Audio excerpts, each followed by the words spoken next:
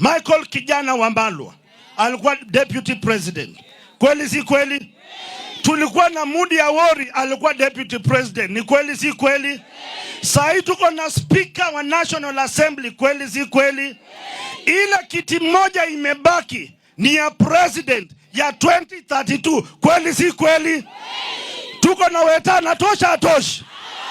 Na safari ya mbali lazima utembee na mheshimiwa president. Ndio Weta, Ruto akitoa mguu, Weta anaweka.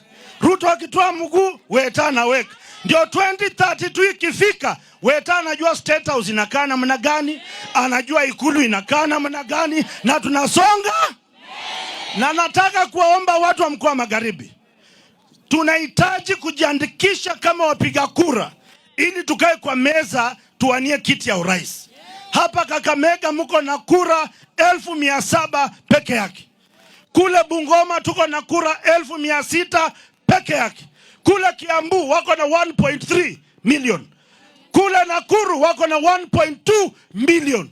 Sasa kama mnadanganyana hapa, ati sasa sisi tulazimishe saa hii na kura peke yake hamtaki kushika, itawezekana kweli?